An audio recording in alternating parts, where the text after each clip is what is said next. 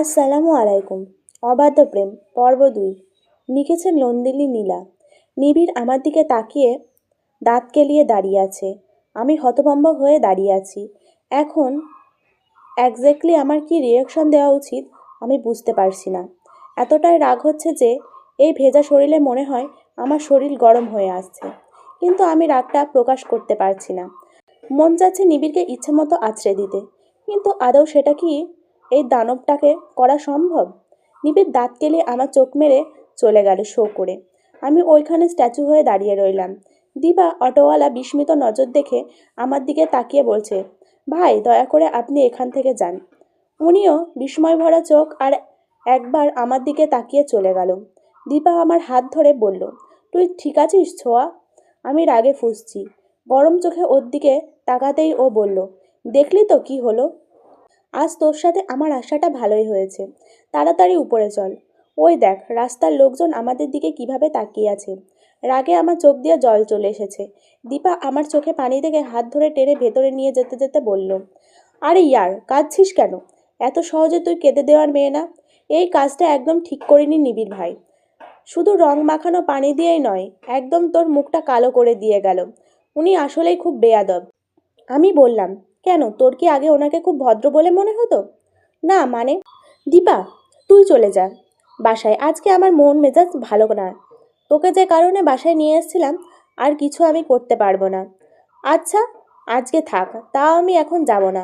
তোর মাথা গরম আছে, আমি তোর মাথা ঠান্ডা করে যাব। শোন, আমি নিজের মাথা নিজে ঠান্ডা করতে পারি। আমার কাউকে দরকার নেই। তুই থাকলে আমার মাথা গরম হবে। তার থেকে আমাকে একা থাকতে দে। তুই বাসায় চলে যা, আমি তোকে ফোন দিবনি। এক প্রকার জোর করে দীপাকে পাঠিয়ে দিলাম। সিঁড়ি থেকে উঠতেছি, তখন আমার পাশে ফ্ল্যাটের লাভলি আন্টি, একমাত্র স্টাইলিশ মেয়ে প্রিয়া, আমাকে দেখে ভূতের বেশে দেখে এত এক চিৎকার দিয়েছে। ও চিৎকার শুনে মনে হয় আমার কানে তালা ফেটে গেছে। আমি সিঁড়িতে পিছলে পড়তে পড়তে বেঁচেছি। সিঁড়ির হাতল ধরে আমি ওর দিকে চেয়ে বললাম, আরেকবার চিৎকার মারলে কিন্তু একদম জড়িয়ে ধরবো। তখন আমার মতন তোকে এই ভূত দেখা যাবে। প্রিয়া ভয়ে আড়ষ্ট হয়ে গেছিল। কণ্ঠটা পরিচিত পেয়ে প্রিয়া ভ্রুকে বলল, এই তুই ছোঁয়া না? আমি উত্তর দিলাম, না। প্রিয়া এবার রাগী কণ্ঠে নাকে ছিটকে বলল, ছি, কি অবস্থা! মুখে কালি দিয়ে, সারা শরীর ভেজা রং দিয়ে, কেমন দেখাচ্ছে! তোকে দেখে আমার ঘেন্না পাচ্ছে রে ছোঁয়া। তুই তো এমনি কালো, তার ওপর এমন কালি মাখছিস, তোকে তো একদম পেতনির মতো লাগছে। কি বললি? আমাকে পেতনির মতো লাগছে? আয় তোকেও পেতনি বানিয়ে দিই। বলে আমি ওর দিকে এগোতে গেলাম। প্রিয়া পিছনে ঘোরে এক দৌড়ে উপরে চলে গেল। আর চেঁচাতে চেঁচাতে বলল, কালির বাচ্চা কালি, রাক্ষসী আমাকে নোংরা করতে আসছিস? মায়ের কাছে এক্ষুনি বিচার দেব, দাঁড়া। প্রিয়া চলে গেল। আমি নিজের রুমে এসে তাড়াতাড়ি বাথরুমে ঢুকে মুখ ধুয়ে তাকালাম। সাথে সাথে নিবিড়ের হাত আমার মুখে ঘষে দেওয়ার কথা মনে পড়ল। রাগে আমার গা পিত্তি জ্বলে গেল। আমি তখন নিবিড়ের হাতটা টেনে ধরতে পারিনি। এতটাই স্তব্ধ হয়ে গেছিলাম যে আমার মাথায় কাজ করছিল না। পোশাকটার দিকে তাকিয়ে মনটা আমার খারাপ হয়ে গেল। পোশাকটা মা নিজে পছন্দ করে আমাকে দিয়েছিল, নষ্ট হয়ে গেল। সাদা জামা, এই রং তো আর কোনোদিনও উঠবে না। জামাটার জন্যে অজান্তেই আমার চোখ দিয়ে জল গড়িয়ে পড়ল। সাথে এই নিবিড়ের উপর প্রচণ্ড রাগ হলো। একবার সুযোগ পেয়ে নিই।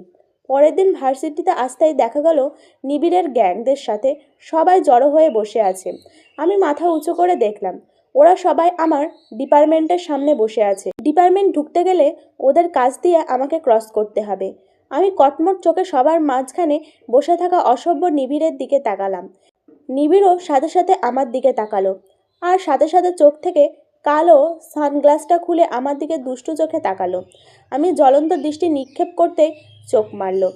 আমি তেড়ে যেতে লাগলাম নিবিড়দের কাছে। আর তখনই কে জানি ইচ্ছে করে আমাকে ল্যাং মেরে আর আমি মুখ থুবড়ে পড়ে যাই। শুধু পড়িনি, একদম নিবিড়ের উপরে গিয়ে পড়েছি। ভরা মাঠে দুজনের এক বিচ্ছিরি লজ্জাকর অবস্থা তৈরি হলো। আমার মুখ গিয়ে ঠেকেছে নিবিড়ের গলায়। আমি একদম নিবিড়ের এক কাঁধে ঠোঁট দিয়ে চেপে ধরেছি ভয় পেয়ে। নিবিড় সাথে সাথে আমাকে ধাক্কা দিয়ে নিজের থেকে সরিয়ে চিৎকার করে ওঠে, হাই ডেয়ার ইউ ওয়ারিং ইন মাই বডি! এতগুলো মানুষের সামনে একটা ছেলের গায়ের উপর পড়ে আমার অবস্থা খুব খারাপ। আমি লজ্জায় চুপ করে জামা কাপড় ঠিক করে উঠে দাঁড়ালাম। এই কাজটা কে করলো? কে আমাকে হুনোটার ওপর ফেললো? আমি এখানে বসে থাকা 8-10 জনের দিকে তাকালাম, আর সাথে সাথে ধরে ফেললাম এই কাজটা কে করেছে। এই আফিয়াই এই কাজ করেছে। কেমন শয়তানি চাহনি দিয়ে আছে। দীপা এসেই আমার হাত ধরে দাঁড়িয়ে আছে। আমি বললাম, দীপু, ওই আফিয়া আপু আমাকে ইচ্ছে করে ল্যাং মেরে নিবিড়ের উপর ফেলেছে। এখন এই আফিয়া কি করতে মন চায় বলতো? দীপা বলল, চল এখান থেকে, কাউকে কিছু বলার দরকার নেই। আর বললেও তুই তো এত জনের সাথে পারবি না। কালকে থেকে অনেক সহ্য করেছি, আর না, আমি বলবই। বলে দীপার হাত জোর করে দাঁড়িয়ে আমি আফিয়া মেয়েটার সামনে যাচ্ছিলাম। তখন নিবিড় আমার সামনে এসে দাঁড়িয়ে বলল, সুন্দর হ্যান্ডসাম ছেলে দেখলেই গায়ে পড়তে মন চায়, তাই না? নিশ্চয় জেনে গেলে আমার ক্ষমতার কথা। এর জন্যই আজকে আমার গায়ের উপর পড়ে, তাই না নির্লজ্জ বেহায়া মেয়ে? আমার 1.5 লাখ টাকার ফোন ভেঙেছো, এখন সেই টাকা ফেরত দাও, না হলে আমি কিন্তু তোমাকে এই কলেজ থেকে বের করে দেব। Mind it. আঙুল উঠিয়ে শাসিয়ে বলল কথাটা নিবিড়। আমি বললাম, নিজেকে আপনি খুব সুন্দর হ্যান্ডসাম ভাবেন, তাই না? কিন্তু আপনি কিন্তু মোটেও সুন্দর না।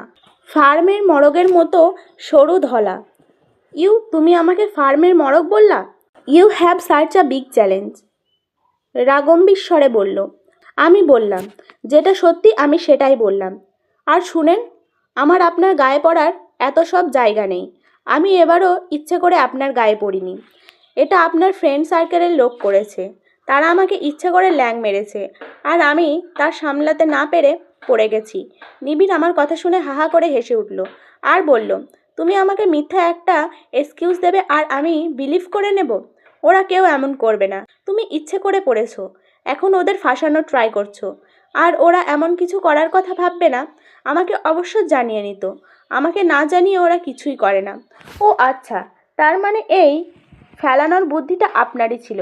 বন্ধুদের সাথে এই প্ল্যান করে এখন আমাকে বলছেন আমি নির্লজ্জ মেয়ে।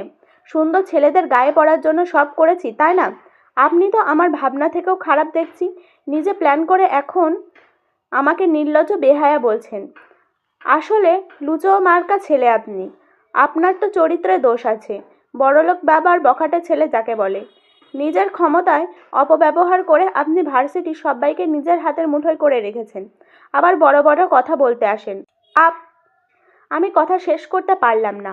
নিবিড় আমার দিকে রক্ত চোখে তাকিয়ে আছে। নিবিড় আমার এক হাতে খামচে ধরল, এমনভাবে ধরেছে মনে হলো লোকটার হাতে ছিঁড় বড় বড় নখ, আর সবগুলো নখ আমার হাতে বিঁধে গেছে। আমি রেগে চিৎকার করে হাত ছাড়ানোর চেষ্টা করতে লাগলাম। হাত তো ছাড়লই না, উল্টা নিবিড় আমার হাত আরো শক্ত করে ধরে আমাকে টেনে হিঁচড়ে কোথায় যেন নিয়ে যেতে লাগলো। পিছন থেকে ওর বন্ধুরা জিজ্ঞেস করছিল, কোথায় যাচ্ছেন? ও সবাইকে শুধু বলছে কেউ যেন আমাদের পিছনে না আসে। আমি আর এক হাত দিয়ে নিবিড়ের হাত চিমটি মেরে বলছি, আমাকে কোথায় নিয়ে যাচ্ছেন? ছাড়ুন আমাকে। আপনি আসলে একটা অসভ্য ও লুচ্চা মার্কা ছেলে। মেয়েদের সাথে কেমন বিহেভ করতে হয় জানেন না। নিবিড় আমাকে বাংলা বিভাগের পুরাতন বিল্ডিংয়ের যে রুমটা ছিল আগে, এখন সেই রুমটার ক্লাস করানো হয় না, নতুন বিল্ডিংয়ের ক্লাস করানো হয়।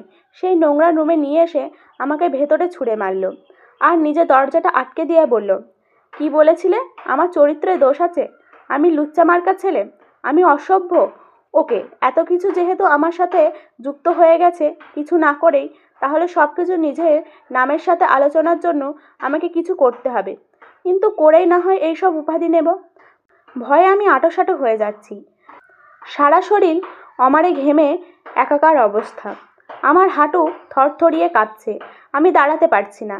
এই মুহূর্তে আমার সমস্ত সাহস শক্তি কোথায় হাওয়া হয়ে একদম ভীত হয়ে গেছি নিজেও বুঝতে পারছি না।